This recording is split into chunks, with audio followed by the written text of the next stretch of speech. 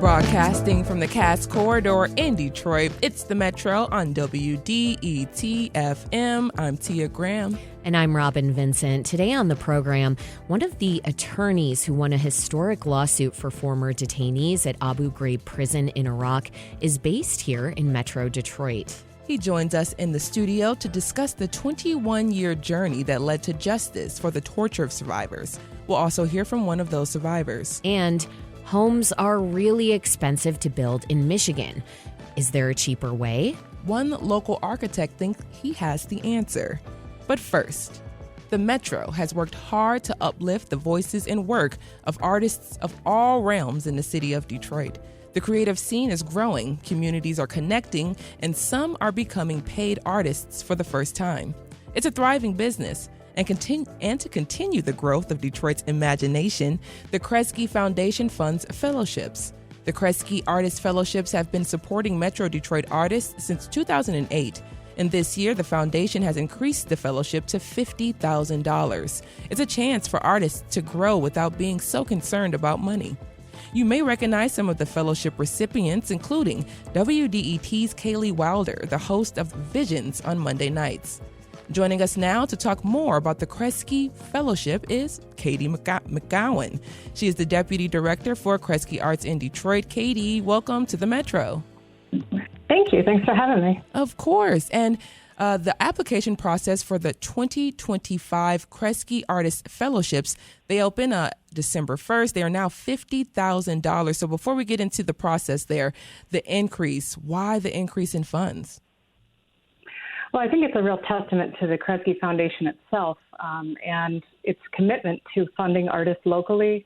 The foundation has studied the impact of investing in individual artists on our local economy, not just for those individual artists, but for all the contractors and all the support and all of the ways in which those funds end up helping, our entire Tri-County area economy.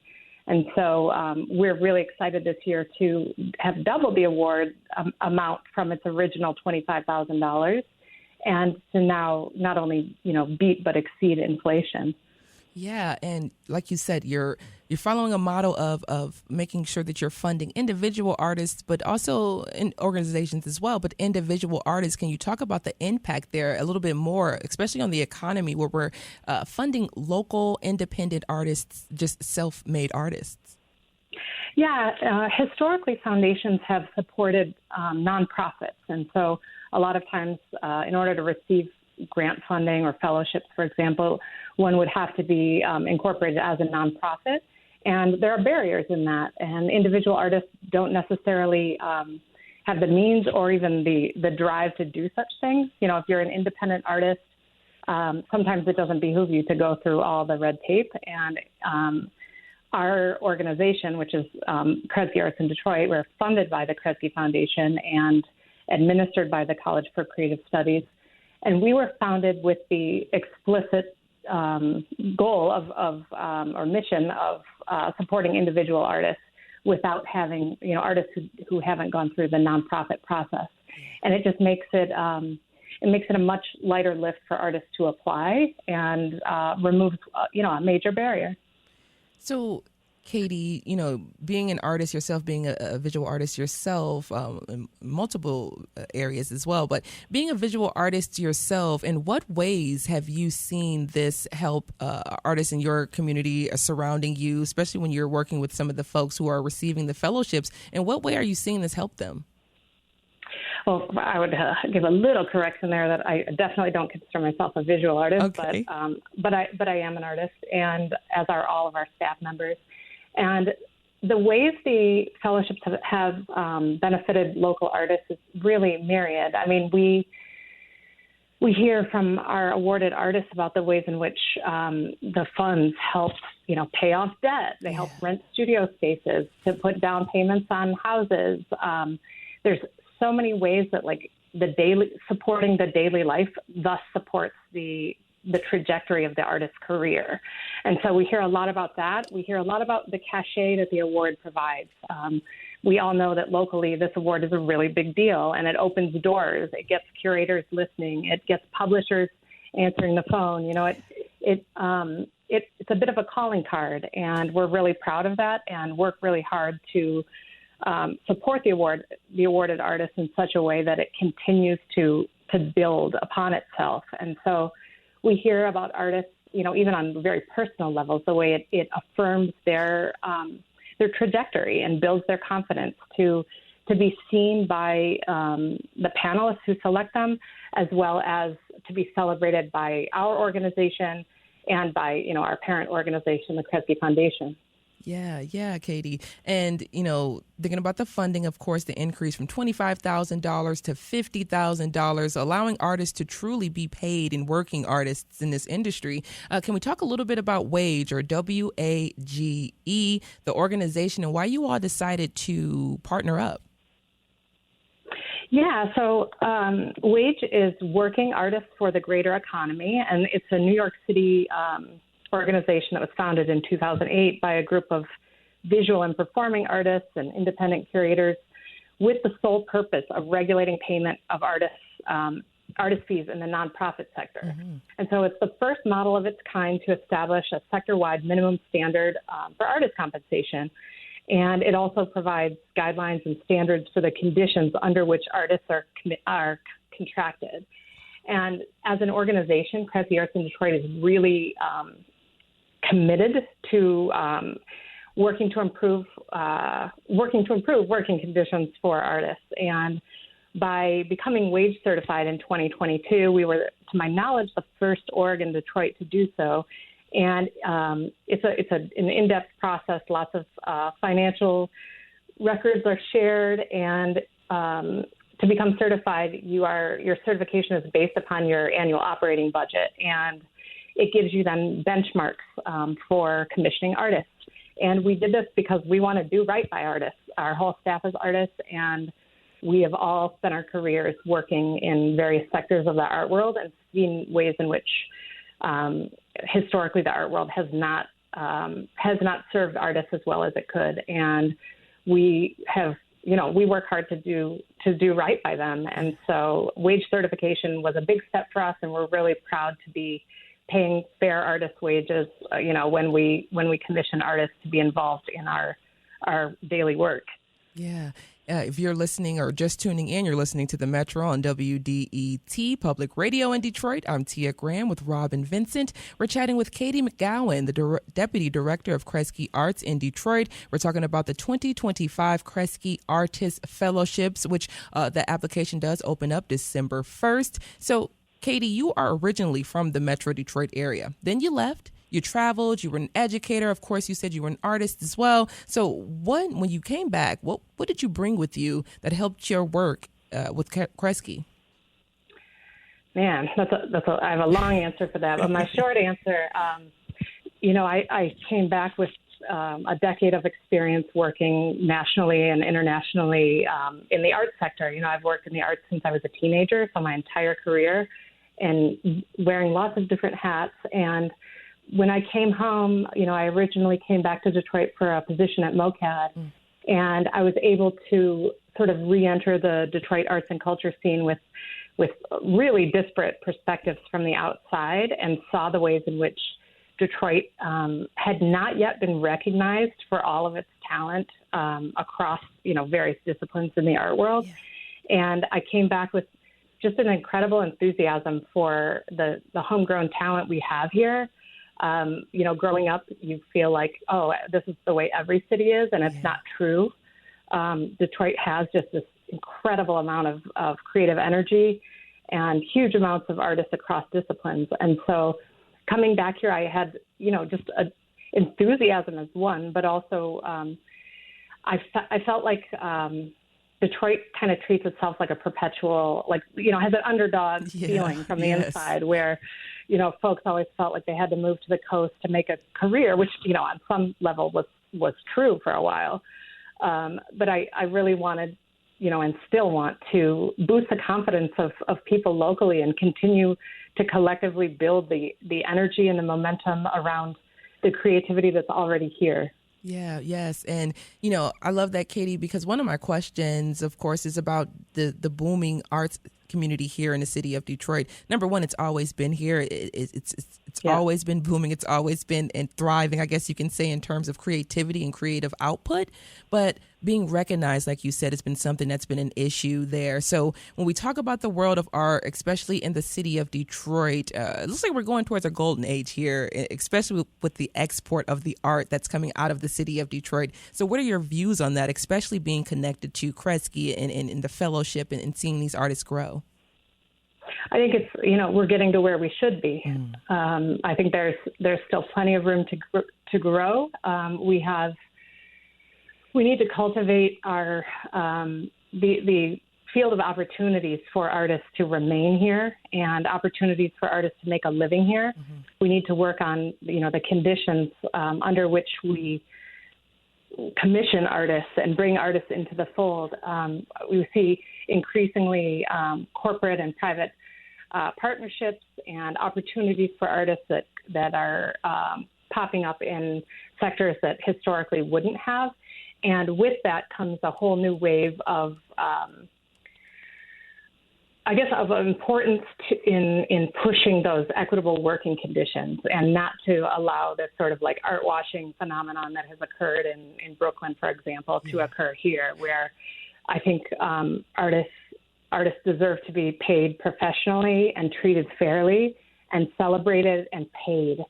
And so that's a big one, is really like not allowing any previous like sort of underdog feelings to affect the present, and to really like polish this idea and this fact that the art community here is world class. The artists here are world class, and I think we as an organization and the foundation are really on board for the long haul to continue to cultivate the next generation of artists and to build our reputation as an international site for contemporary art of all sorts.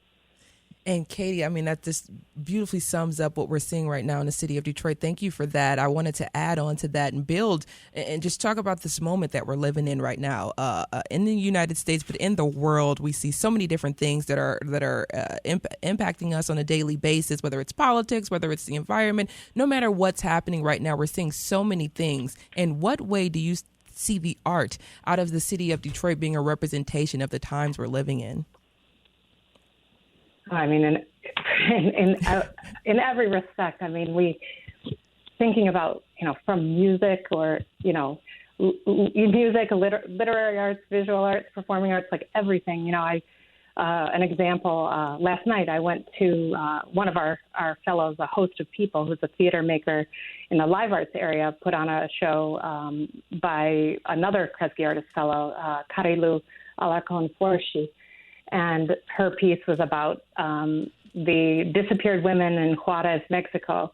And when hearing immigration stories in the footprint of the Ambassador Bridge, very close to where this new international bridge is being built.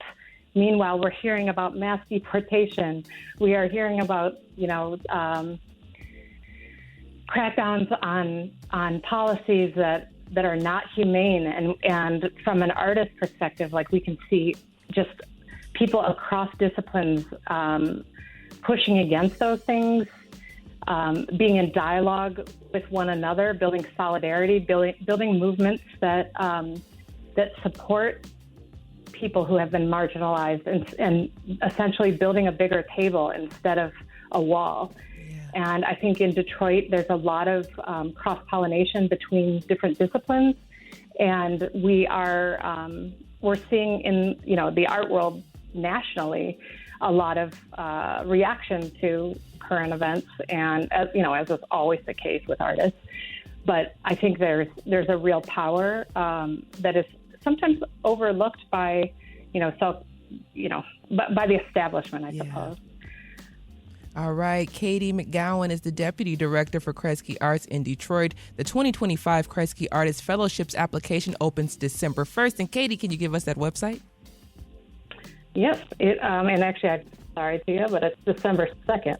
Thank you so much. December 2nd, actually, guys. So don't go December 1st saying, Tia told me December 1st. December 2nd. Yeah, so the application opens December 2nd, and it is open until January 16th. There are no late applications accepted, and you can learn more at KresgeArtsInDetroit.org. Thank you so much, Katie. Talk to you soon. Have a good one. Thank you, Tia. Be well.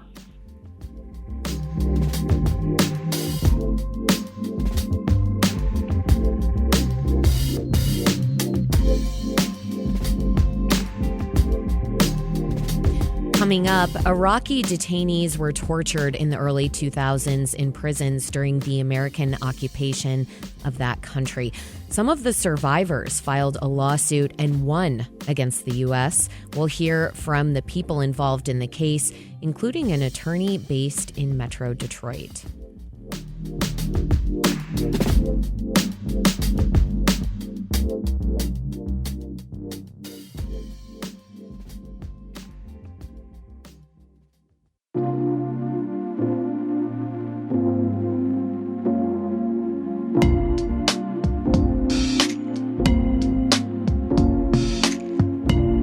Welcome back to the Metro on WDET-FM. I'm Tia Graham. And I'm Robin Vincent. A warning for those listening, this next conversation discusses some disturbing subject matter, including torture.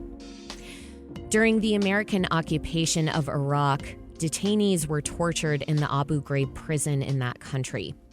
Photos leaked of that torture are stunning.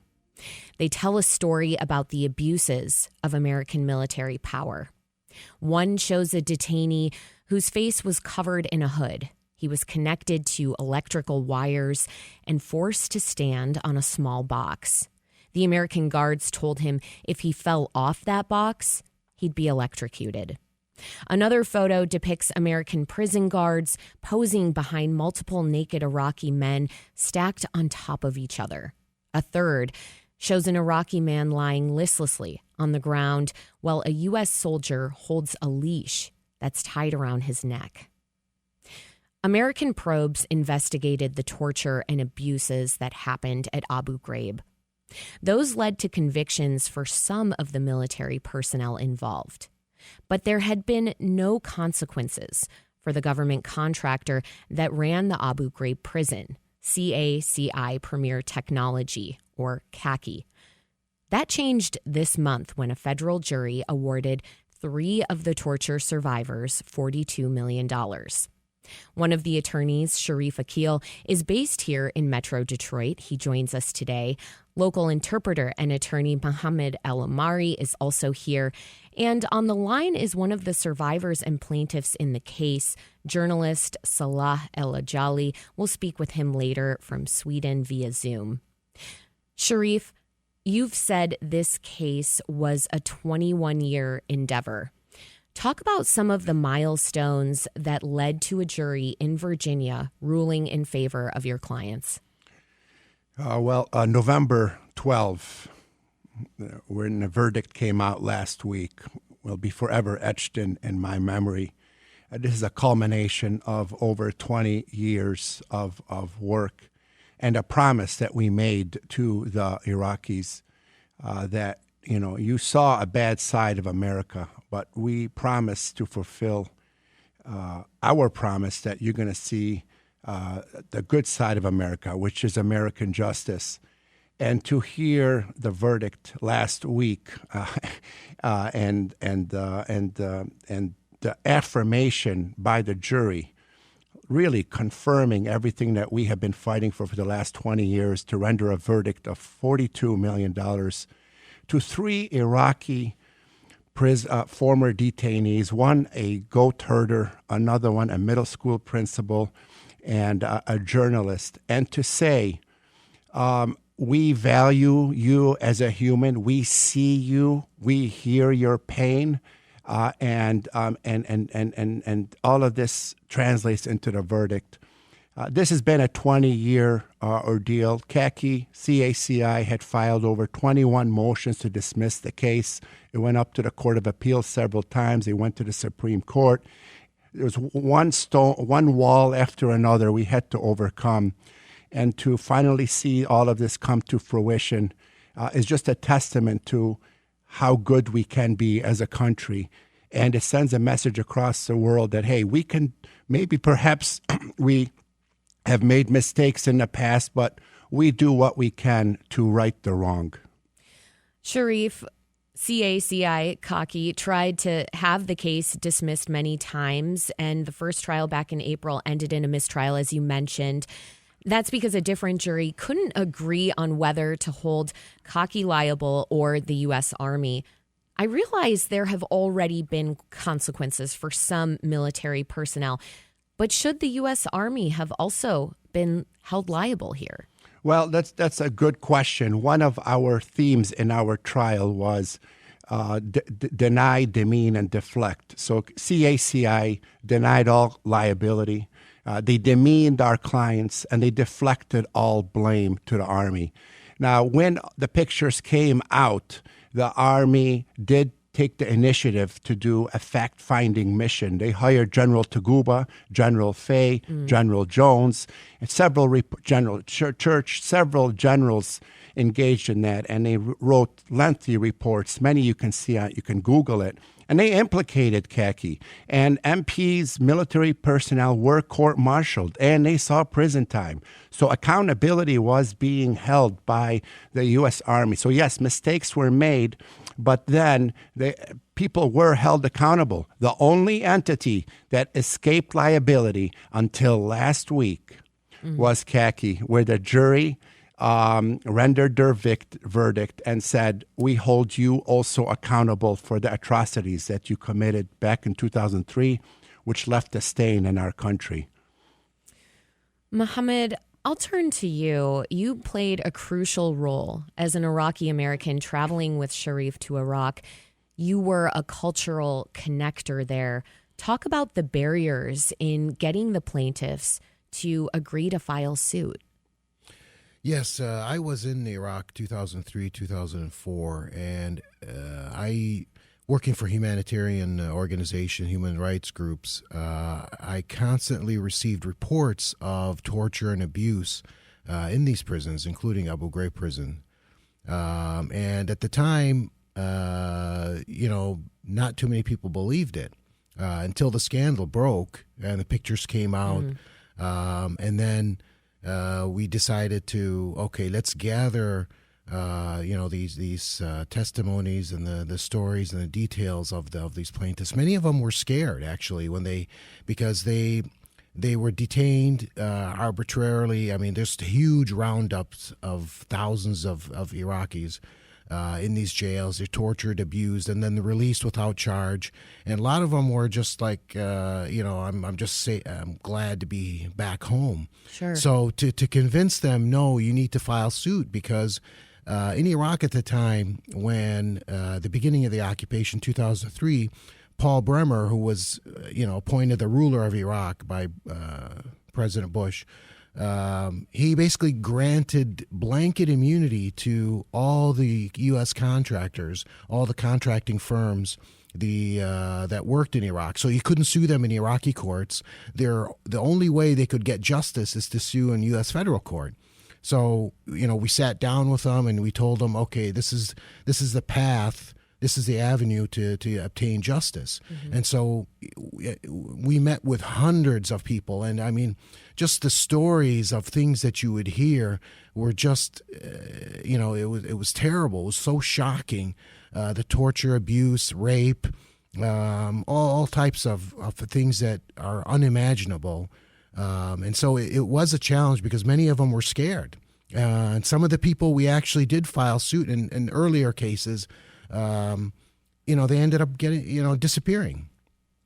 It was a challenge, but thankfully, we were able to get a lot of these victims able to file suit, and we filed suit on their behalf.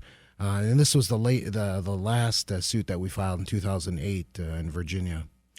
Mohammed, this is Tia jumping in the conversation for a moment, but I am thinking about the connection here to Iraqi Americans as well, and some of the feelings that were felt here when the news broke there. And, the outpour and the fear and the anger and everything that could have come, in the brain and the mind of Iraqi American. So can you talk a little bit about those feelings here, especially as you saw that news break?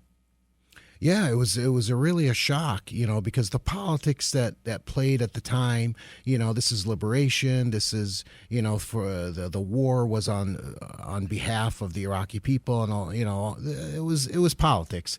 But for us, Iraqi Americans, that this thing could go on where these innocent people were just being tortured, it was really a shock. It was something we definitely did not expect. It was just really, really shocking. And honestly, it's like one of the soldiers that testified, in this court case in Virginia. She said, if it wasn't for the pictures, as sad as it is, if it wasn't for the pictures, many people wouldn't believe all this stuff went on. Yeah. Mm. Mohammed, before we take a break, I realize this whole experience compelled you to study law and to become an attorney. Why? Because I wanted to find the best avenue for these people to obtain justice, and being so close to their stories, to their torment, to the suffering. I wanted to be able to assist them to obtain this justice. And so that's one of the driving forces that led me to become an attorney. You're listening to The Metro on WDET. I'm Robin Vincent with Tia Graham. My guests are attorney Shereef Akeel and attorney and interpreter Mohammed Alomari. We're discussing a historic settlement for torture survivors from the Abu Ghraib prison in Iraq. Coming up, we'll speak with one of those survivors, journalist Salah Al-Ejaili.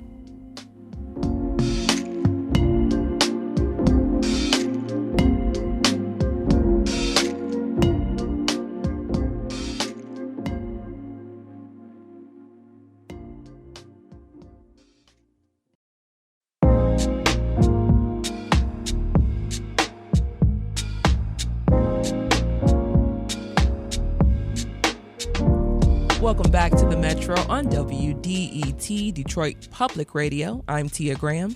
And I'm Robin Vincent. A warning for those listening, this conversation discusses some disturbing subject matter, including torture. We're looking at a historic settlement for torture survivors from the Abu Ghraib prison in Iraq. One of the attorneys, Shereef Akeel, is based here in Metro Detroit. He joins us today. Local interpreter and attorney Mohammed Alomari is also here, and one of the survivors and plaintiffs in the case, journalist Salah Al-Ejaili, joins us from Sweden via Zoom. We're going to hear from Salah now, and Mohammed will interpret. Salah, during the American invasion of Iraq, you said you covered American human rights abuses for Al Jazeera. You've said that because of that, you weren't surprised you were detained. Can you tell us what you witnessed as a journalist? And again, Mohammed Alomari will be our interpreter here. مرحبا صلاح. أثناء الاحتلال الأمريكي للعراق، أنت يعني كنت تتابع الانتهاكات حقوق الإنسان، وممكن تشرح ماذا تعرضت أو ماذا شاهدت في تلك الفترة؟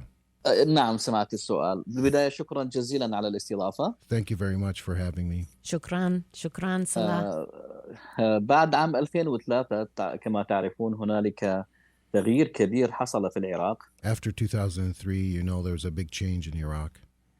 وأنا كصحفي كان مطلوب مني أن أغطي هذا التغيير الكبير في نواحي مختلفة. As a journalist, part of my job was to cover this big change and what was going on at the time.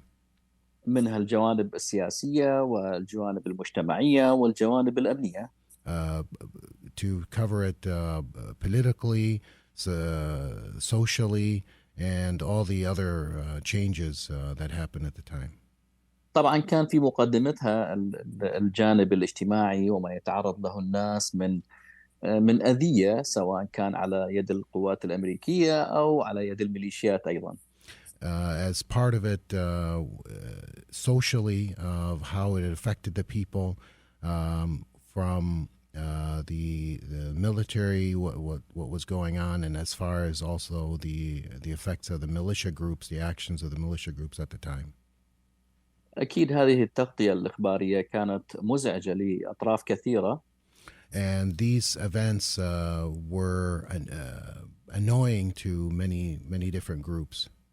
وأنا كصحفي تعرضت إلى تهديدات كثيرة قبل أن يتم اعتقالي من قبل القوات الأمريكية. And I also faced many threats before I was actually detained by the U.S. military.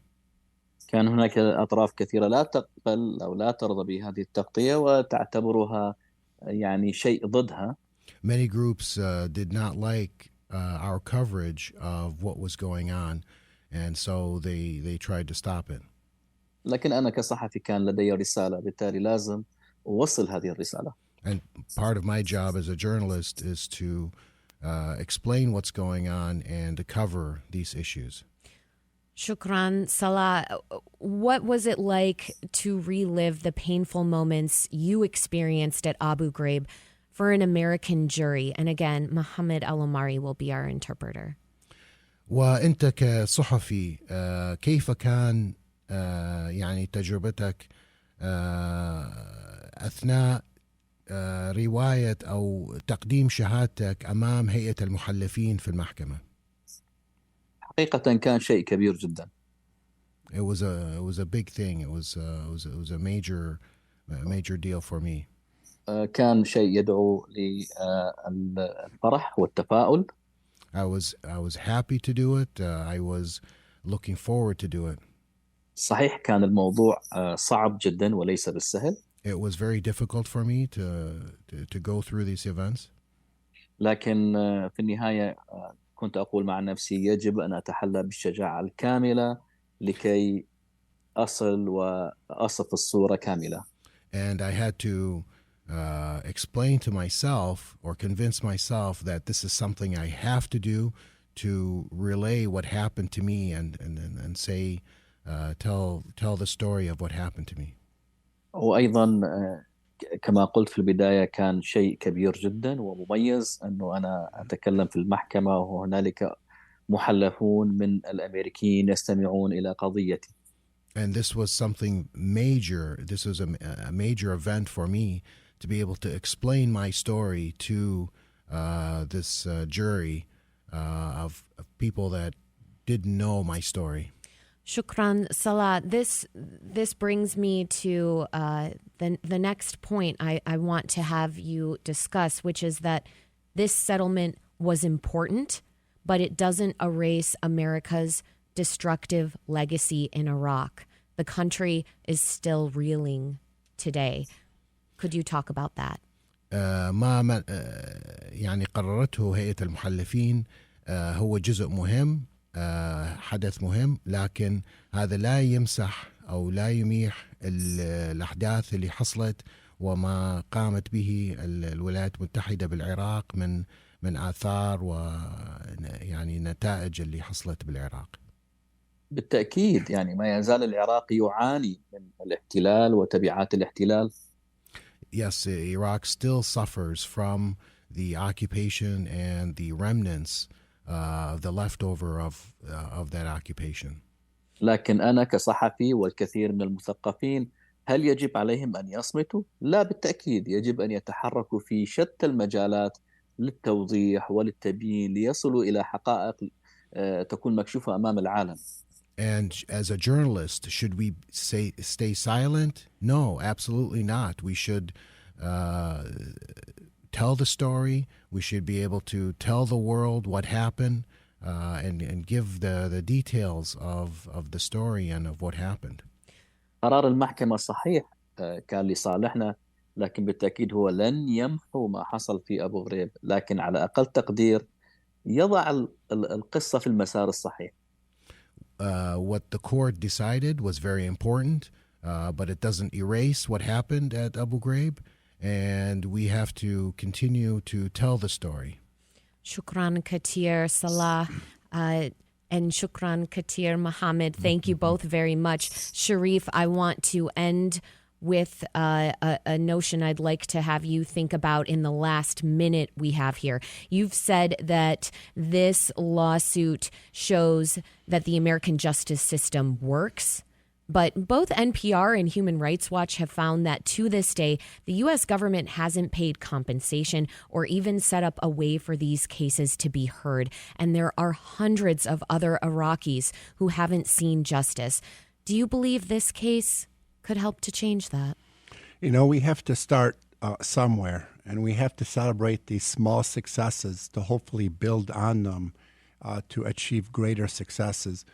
When Salah, brave in a brave fashion, came to the court and saw the jury, and the jury saw him face to face, and here they are in Virginia, he's seeing his pain, seeing his tears, hearing his story, seeing the pictures, hearing what he had to go through, including the torturers saying, "Happy birthday, Mr. Al Jazeera, happy birthday," as they are torturing him. It restored, I believe, a lot of hope and faith in American justice. You know, it is justice delayed, but it's not justice denied. This is an opportunity for an American jury to evaluate the facts. And keep in mind that Khaki, we were at the home territory of Khaki. This is where they're headquartered. In Virginia. And here you have these 3 Iraqis that came to Virginia to seek justice, and American jury rendered a verdict. That's a testament to what we can be. Attorney Shereef Akeel, attorney and interpreter Mohammed Alomari, and torture survivor and journalist Salah Al-Ejaili. Thank you all for joining the Metro. Thank you. Thank you.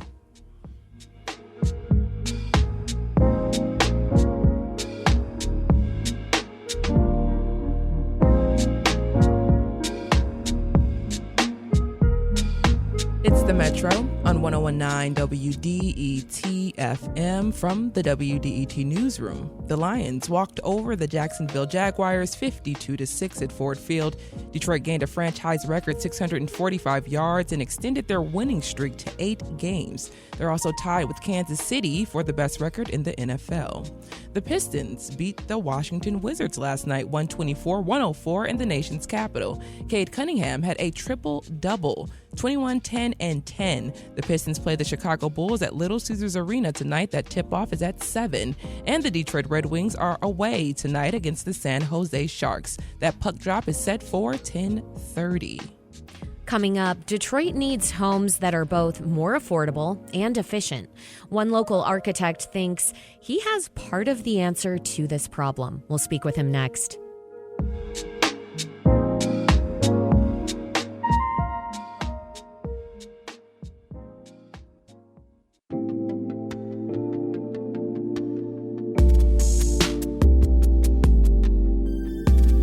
Welcome back to the Metro on WDET, Detroit Public Radio.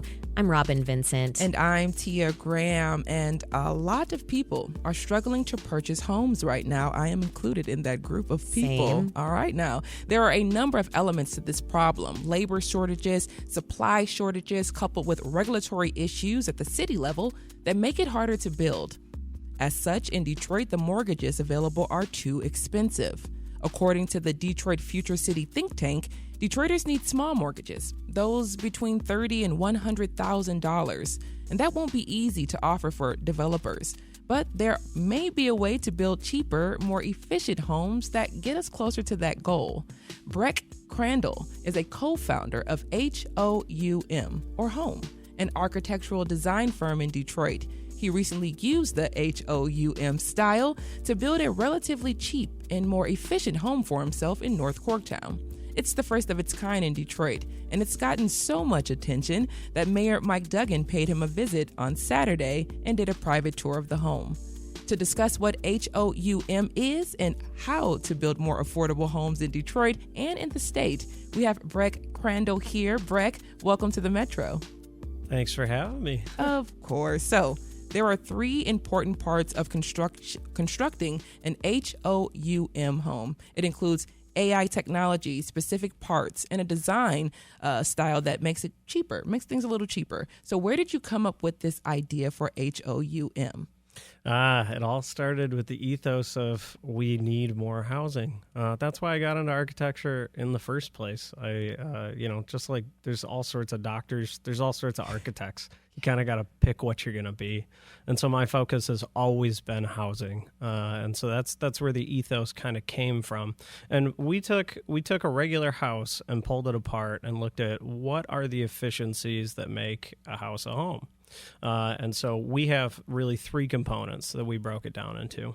Is that, first of all, we wanted to take all of the expensive components of a home and we wanted to combine those into one centralized area. So you don't have a kitchen on one end and a bathroom on the other end. We kind of took all of those elements and put them together, and we prefabricated that off-site. So we invented what we call our core, and the core includes all the expensive parts of a house. And we plan this out in collaboration, working with electricians, working with plumbers, working with HVAC experts to make a core that was super efficient. So we could manufacture that off-site en masse and bring it to the site and plug it in. So just simplifying the design can really open you up to have more options in terms of how you lay out a house from there. Plug and play home. Go ahead. Plug and play. Yeah. So then the second component is an envelope. We've been building houses the same way for about 450 years. We've been taking piles of sticks and putting them together and then like cladding it with bricks or siding or whatever. So we're kind of rethinking that. So in addition to the core, the second element is an industrial manufactured envelope, which means that we're going to build as much of the house as we can off-site in chunks. And what's important about the chunks is that it's different than like what you would think of as modular housing, where you're bringing in like a whole house at once and just like plug and play. What we do is it comes on the bed of a truck in pieces, and those pieces are small enough that we could take each piece and assemble it. So you tilt up the first floor walls, and then you put the floor on, and then you tilt up the second floor walls, and then you put the roof on. Then you plug in the core. The rest of it is just pretty simple. My brain is going it's firing in so many different directions right now because I have so many different questions for you, just especially about the design, putting it together kind of like a Lego set, putting it together in this really, really cool, fascinating way. But, I just really want to dig into it. These 3 elements, of course, of HOUM. It includes so many different things. When you're putting this together and you're starting to manufacture this in your brain, and you're seeing this idea come to fruition, what are some of the first steps you're taking in order to really make this idea come to flourish? You talked a little bit about working with electricians and all the other folks in the industry that can help a home. So can you talk about those beginning elements of putting those pieces together? Well, it takes an army to put these things together. It's a house. There's a lot of components to it. So we've covered 2 of the items, right? The core and then the envelope. Where it starts is the third component, and that's where this artificial intelligence comes in. Now, we have been working for nearly a decade now on some proprietary software, and that's where everything starts, is because we have developed software that takes GIS data, like it basically knows the surrounding elements. It knows where the homes are nearby, it knows where the trees are, it knows which direction the site is facing. And so there's some matter of facts in the universe, like where the sun is going to come and go, where it's going to set, where the summer solstice and winter solstice are. And so our software is using that data to actually plan out the most efficient use of that house. So we're planning it out based on using that core and using that envelope system.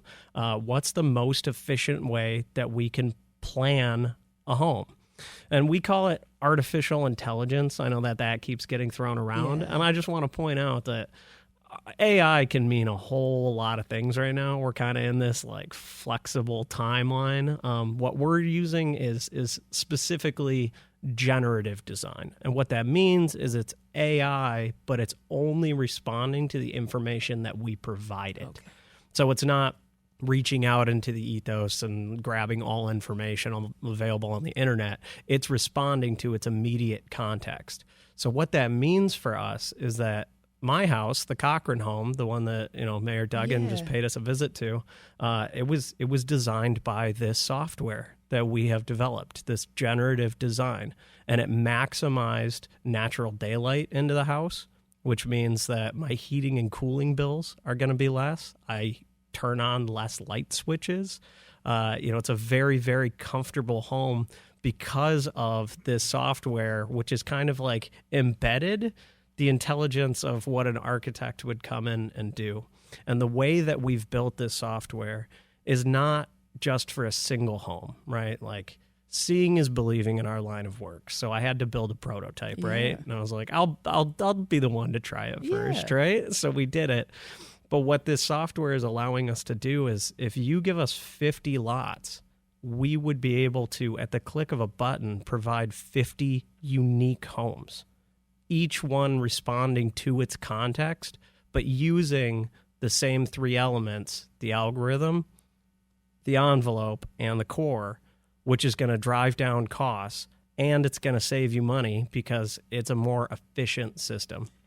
If you're just tuning in to the Metro on WDET, we're speaking with Breck Crandall, co-founder of HOUM, an architecture design firm here in Detroit. And we're speaking about how to create more affordable homes in the city and the HOUM style used to construct homes. So we're getting down to the wire here at the end of this interview. So I really want to talk about the importance of the design being used in the city of Detroit, where we're seeing a severe housing crisis right now. I mean, Robert and I were just talking about that. Like, we're looking for homes as well, but it's just not much out there, especially in certain price ranges. So if we can't just go into the importance of having this for Detroit. Yeah, absolutely. I mean, and this is where it came from. This is why I built the prototype here in North Corktown, is because there's a lot of missing teeth in the smile, if you would understand. You look at a street, even the most dense neighborhoods in Detroit are missing these infill lots. And so we've planned this software and the way that we're approaching housing to infill all of these lots. And so if you give us a neighborhood and we're looking at, 10, 20, 30 different lots, we would have unique homes that are specifically built for every single one of those lots. I'm thinking about the Brightmoor community number 1, where it says tons of empty lots. This would be like one of the perfect places to kind of just get a little overview or a view. But as well, what are we looking at for costs and what it would cost an individual like myself to get one of these homes manufactured? Hear me out. It's better to build than it is to buy. And so my house, I was able to do for right around $200 a square foot, which if you're looking at new construction in Detroit, it's pushing $350 easy. And so we're really tackling the bottom line. But the thing that is really important here is that the energy efficiencies of the homes that we're building is a return on investment that goes way beyond the house. Because of the way that we're planning these things and because of the off-site construction, we're able to save money in the long run so that your energy bills are going to be less month to month, and you're not going to have to replace windows a year or two down the road, right? We're building with better materials, so it's not just a cheaper house up front, but it's long-term savings that we're going for as well.